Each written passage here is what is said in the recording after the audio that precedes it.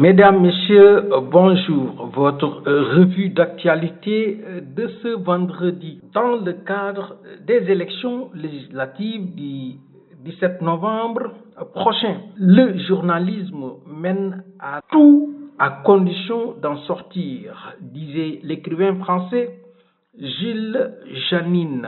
Au Sénégal, ils sont nombreux à rejoindre le champ de la politique.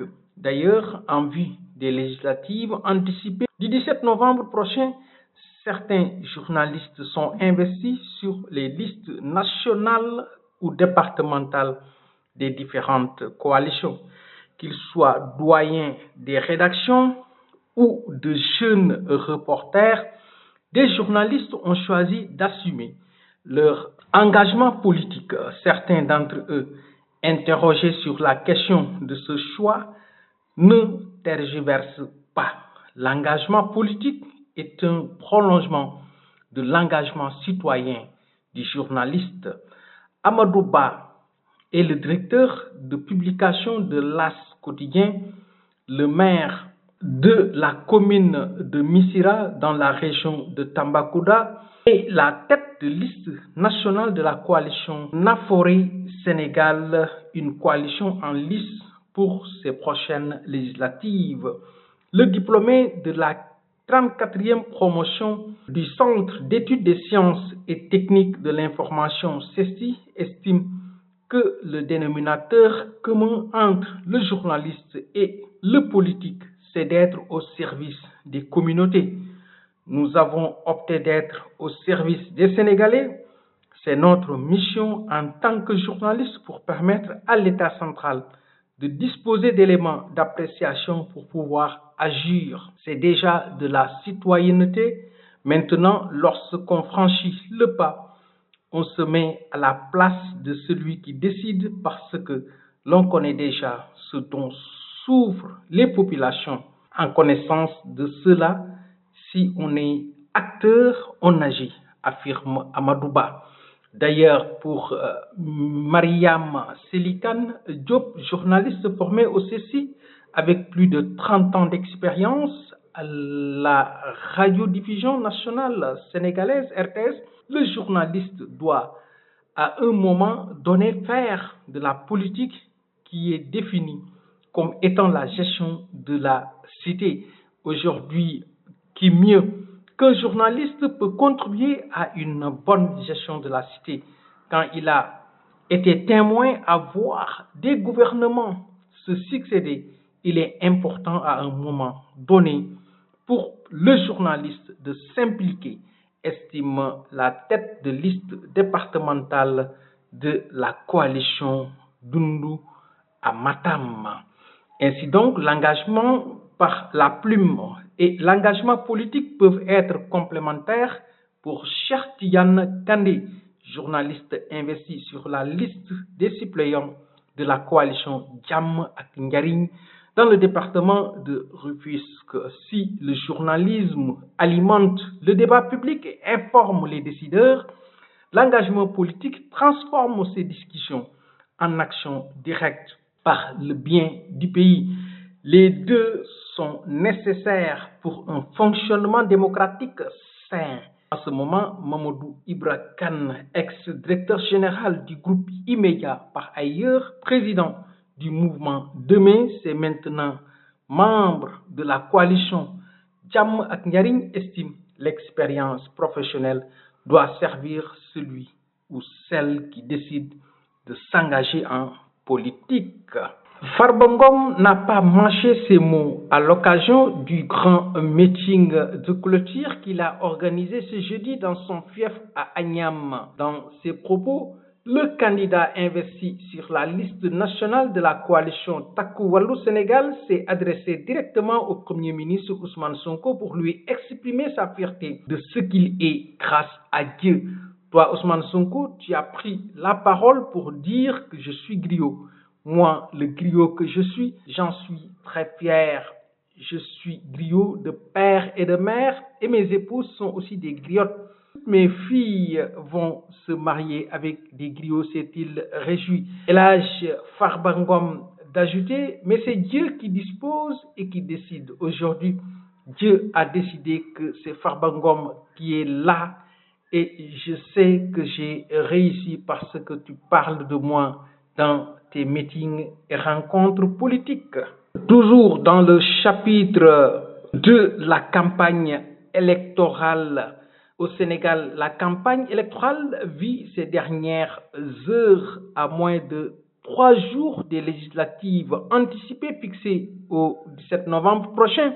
Elle prend fin ce vendredi 15 novembre. Membre de la société civile, le professeur Babacar Gueye, regrettant les scènes de violence intervenues à Saint-Louis, appelle les autorités compétentes, notamment le ministre de l'Intérieur et de la Sécurité publique, général Jean-Baptiste Tine, à rester sur ses gardes. Dans un entretien accordé à l'Observateur, le président du collectif des organisations de la société civile pour les élections COSEC condamne les scènes de violence qui ont émaillé la campagne électorale, notamment à l'étape de Saint-Louis. La violence, il faut la condamner d'où qu'elle vienne. J'ai vu les photos et les vidéos des violences de Saint-Louis. C'est tout à fait inadmissible. En tant que membre de la société civile, je condamne ces violences avec la dernière énergie. L'interlocuteur du journal du groupe Futur Média appelle les acteurs politiques à plus de retenue, notamment les têtes de liste de Pastef, Ousmane Sonko et de la coalition Samm Sa Kaddu Barthélémy Diaz. Je voudrais les inviter aussi bien le Premier ministre que le maire de Dakar à revenir à la raison, à ne pas faire de déclarations susceptibles d'aggraver la situation, à calmer le jeu. Tempère-t-il, nous sommes en démocratie et la démocratie ne rime pas avec violence. Les propos violents n'ont pas leur place dans une démocratie, surtout à la veille d'un scrutin qui est extrêmement important. Gueye de poursuivre, il faut tout faire, sauver le scrutin, faire en sorte que les élections se déroulent dans le calme et la sérénité. Pour ça, il faut que les acteurs soient calmes et sereins. C'est l'État qui doit agir avec fermeté. Il y a moins d'invectives. Le ministre de l'Intérieur a réagi dans le bon sens. Les arrestations qui sont intervenues ont permis de ramener le calme. Peut-être aurait-il fallu le faire un peu plus tôt, estime le facilitateur des assises de la justice. 41 listes de candidats sont engagées dans la course pour le contrôle de l'Assemblée nationale. Ce dimanche 17 novembre 2024, si le nouveau régime a à cœur de glaner une majorité confortable pour mener à bien son projet socio-économique et les réformes promises pour un changement systémique, l'opposition cherche coûte que coûte à imposer une cohabitation appelée à choisir ses 65 représentants. Le peuple, pour sa part, espère voir émerger un nouveau type de député qui assume pleinement son rôle pour enfin rompre avec les anciennes pratiques à bannir du Parlement. Les Sénégalais sont convoqués aux urnes le dimanche 17 novembre 2024 pour élire les 65 hommes et femmes qui les représenteront pour les 5 prochaines années au sein de la Chambre monocamérale, l'Assemblée nationale. Ces élections législatives anticipées qui interviennent à la suite de la dissolution de la 14e législature qui n'aura survécu que 2 ans par le nouveau président de la République, Bassirou Diomaye Faye, seront un rendez-vous décisif pour le nouveau régime en quête de majorité à l'Assemblée nationale.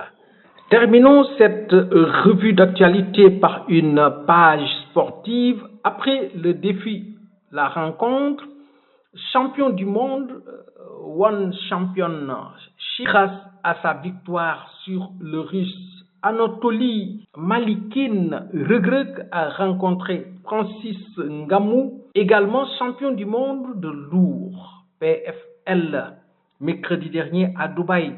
D'après Le Soleil qui donne l'information, les deux athlètes ont beaucoup échangé. Ngamou aurait prodigué de précieux conseils à son jeune frère sénégalais, rapporte le journal. Cette rencontre survient après que Reug a ouvertement défié le Camerounais pour un combat MMA.